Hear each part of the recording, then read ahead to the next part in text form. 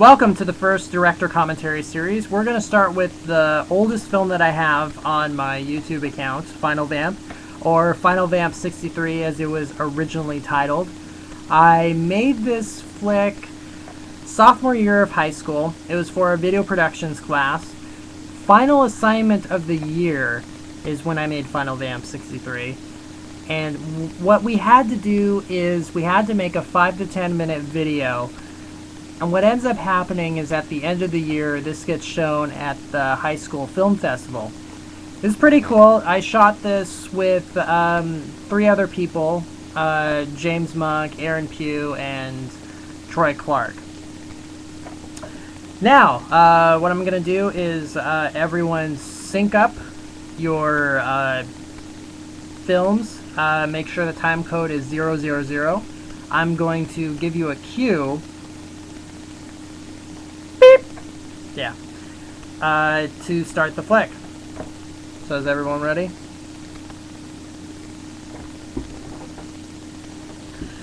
And beep!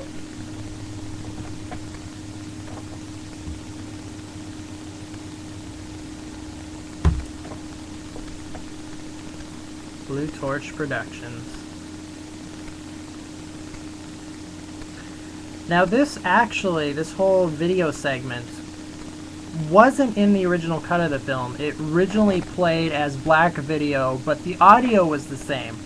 When we played this at the film festival, we got kind of weird reactions, and when I decided to come back and do some type of director's cut, I shot all this footage around the time that I was doing Final Vamp 2 and posted it back into the film.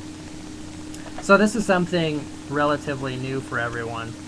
This is where it normally starts, is when you get into the gym area. I tried to do some type of flashy special effects, something really cool to try to hide that it's the gym. And if you notice during the Final Vamp movie, I'm hiding the fact that I'm shooting in the gym. I'm also hiding the fact later on that I'm shooting at my house. And since I didn't have my driver's license, obviously you can kind of tell that I'm trying to hide the fact that, you know, I'm using the most convenient places possible to shoot this flick.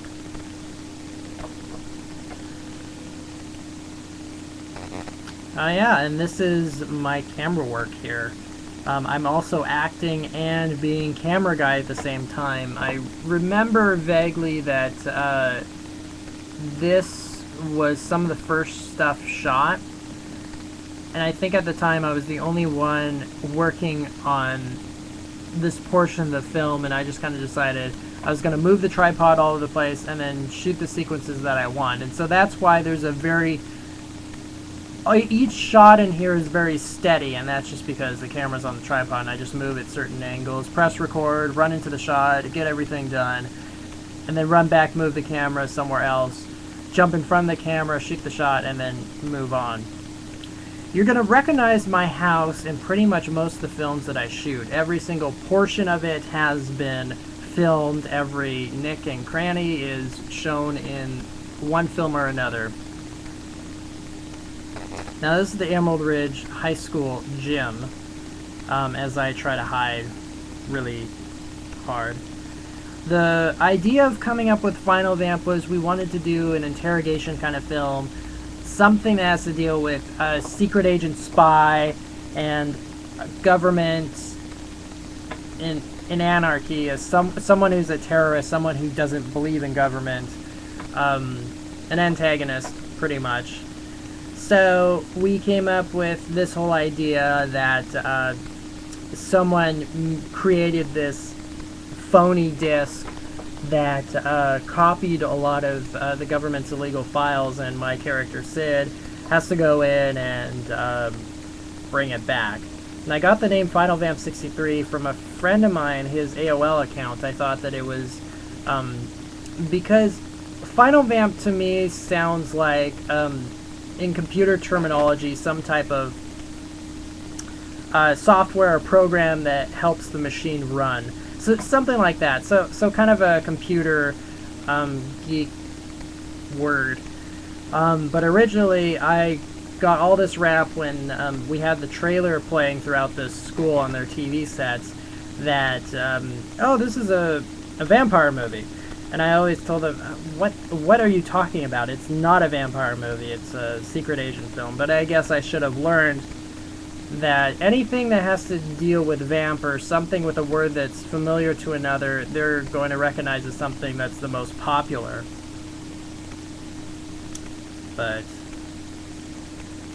a lot of this, a lot of the editing choices that I had, the flashbacks, weren't normally in the original script. This was kind of an editing decision because I realized that the dialogue that we had in here was really at the last minute. I wrote it up 15 minutes before we shot the interrogation, I kid you not. And for that sake, I thought it was kind of pure torture to kind of leave it that way. So the flashbacks were an afterthought, which kind of made Final Vamp a little bit more stylized than it is. Kind of interesting to find out. I have this obsession about Styx's Mr. Roboto song, and so we kind of add that in there as kind of a joke because we played it all the time. Now this sequence was the first stuff that we shot. Probably, I think it's the most polished. This is also the hallway at Emerald Ridge. As you can see, some of the effects are trying to hide it, but no, it really didn't. The thing that made me realize when I was making Final Vamp was by the time when we got to editing, we realized that there were a lot of people passionate about the final project, about a lot of people at the school. We have this editing room at Emerald Ridge. The whole video production department's huge. Especially for a high school. You have the classroom, then you have the broadcast room, and then you have the editing room and the control room for the broadcasting. And a lot of people stayed really, really late. I met a lot of really good friends from the editing room that I still kind of keep up with, and Final Vamp was the first one that showed me that there were a lot of people passionate about the making films, about really doing a great job, and editing takes a whole lot out of you.